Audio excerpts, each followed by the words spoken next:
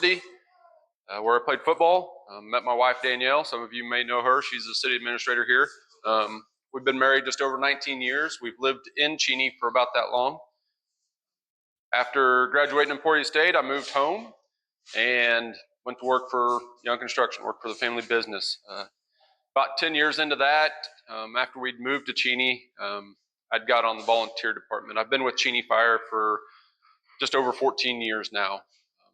And fire department was something I've always wanted to do. I remember second, third grade when they'd ask you, what do you want to do when you grow up? And I'd raise my hand and I want to be a firefighter. And they're like, well, it's pretty tough. It's a 2 to 3, 4 year list after you get your certifications. And I'm like, well, I don't know that I want to spend that long.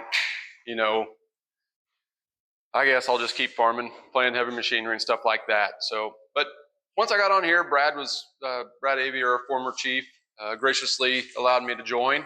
He's like, I'll take a farm kid any day of the week. They can run anything. So they kind of let me loose. I started running with that, started making EMS calls after being on for about a year. I went to schooling for 9 months and got my EMT.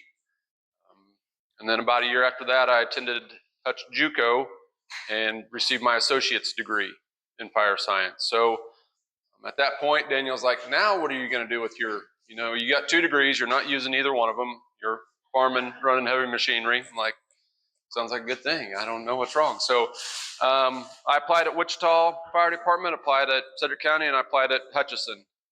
Those were 3 departments that I could live where we live now and I didn't have to move. Danielle was a city clerk at the time, and I don't think my fire department job was going to pay the bills. So I had to stay close to home. So Hutch hired me, and graciously, I've been there 11 years now. So they gave me a chance, so I've stayed there. I became a full-time firefighter at the age of 32, which I was the oldest in my class. I was kind of an older class of 4. We have recruit classes that come through Hutch now that a 21-year-old is the oldest. So we hire a lot of young kids. So being 32 when joining the service is kind of unusual. That's how I ended up in the fire service, I guess, is somebody finally let me on a department and I didn't have to wait 3 or 4 years to get there. So it was definitely a very tough decision to get into the medical field.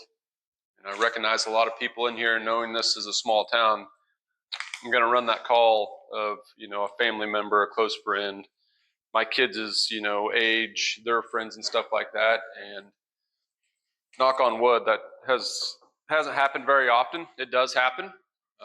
If any of you guys know me or know my family, when I show up to a call, they're like, oh, Cody, thank you for being here. You're a calming presence. And if anybody knew me when I was this tall, I don't think that calming presence was there. So it's very rewarding. I can tell you that the service to the public is, it's not all glamour. It's not a high paying job, but it is very rewarding. It does have its ups. It does have its downs. Unfortunately, we see a lot of things that luckily the general public doesn't get to see or experience very often. So a couple things about Cheney Fire Department. Like I said, it was announced, became fire chief in April when Jerry Pites retired. He'd been with the department around 30 years, 35 years, I think. So definitely had big shoes to fill, following up behind Brad and Jerry, who had been here for a long time. Luckily, and I give a lot of credit to Cheney for giving me my start in the fire service, and credit to Hutch Fire Department for helping train me and give me the knowledge to be where I'm at today. We average 375 to 400 calls a year here in Cheney. We're a strictly full volunteer department. We get paid per call, so when we show up, we get $15 a call, up to 2 hours, and then anything over 2 hours, we get an hourly rate at half that is what our pay is. So, when you look at your full-time departments or other people, it's not very much. And luckily we're down to 16 people. We have 16 members on our department right now. Still looking for anybody. If anybody has any kids or grandkids or anybody that wants to walk through the door across the street, send them my way. I'll help them get through it. So I will. There is a lot of truth. If you guys ever see that saying, the first step through the door is the hardest, and once you get through there and you show up on a call or two, it becomes a lot easier. But there's not much to it. We do the majority of our training in-house, EMT stuff like that. If you want that, we'll get you in a class. We pay for that. Fire training we do in-house. There are some classes outside that we'll send you to if you want to go. So that's the training, we meet once a month. We always try to have a meeting, short meeting like what you guys probably have here, and then we try to train for a couple hours just over various things. Out of those 16 people we have on the department, 9 of them are EMTs, so emergency medical technicians. One of them is a EMTA and one is a paramedic. So full-time. 5 of us on the department are full-time firefighters at other departments. So I'm at Hutch, there is 2 on Cedric County and 2 on Wichita Fire. So we bring a lot of knowledge with that full-time experience. So at Hutch, I roughly run 500 calls a year. So I run more calls personally at Hutch than the whole department does here at Cheney. Does that make sense? So we've got a lot of knowledge. We've got a lot of skill on this department. Cheney is very blessed to have that. There's a lot of other volunteer departments in the area that don't have that experience. So we cover 180 square miles. So we cover the 3 townships, the west 3 townships in Cedric County and the 2 townships next to us in Kingman County. It's kind of a unique situation. We deal with 2 different dispatch centers. So if the call's in Cedric County, we get that call from Cedric County. If the call's in Kingman County, it comes from Kingman County. We do run calls up around Cheney Lake, but the majority of that lake's in Reno County, and they've started responding for the water rescues in that area. So, my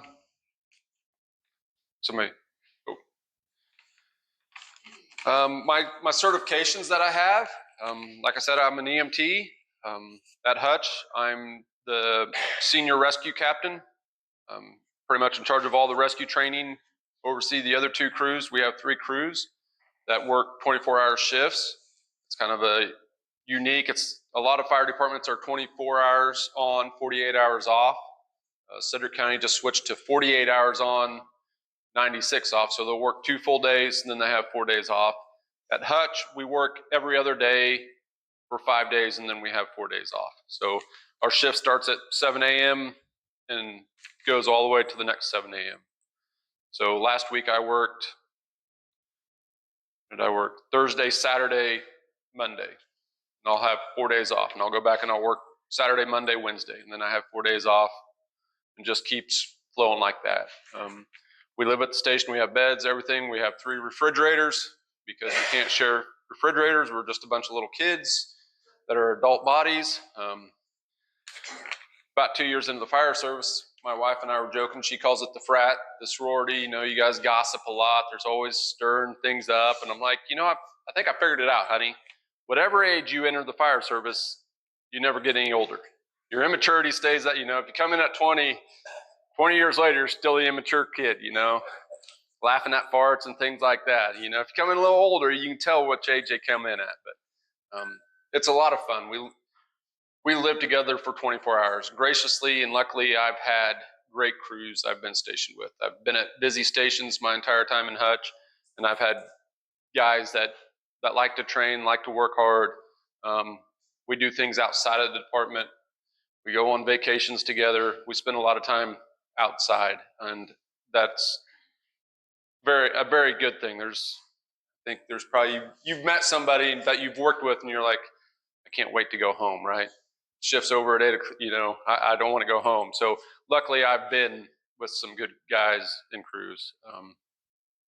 We get to know each other's families, and it brings it together. And that helps with our serious calls or our calls that aren't very good. So back to the rescue. We have 2 styles of task force in the state of Kansas.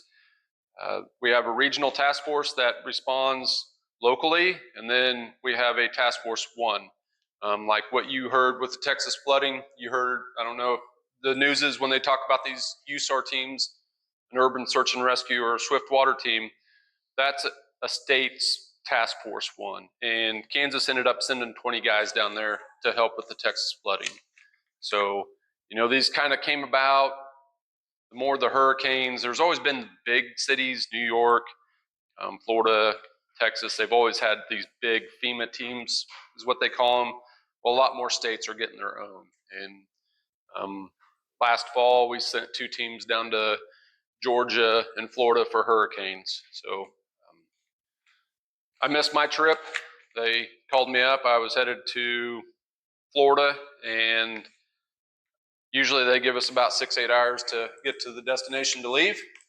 And they said, hey, are you available? I said, yep.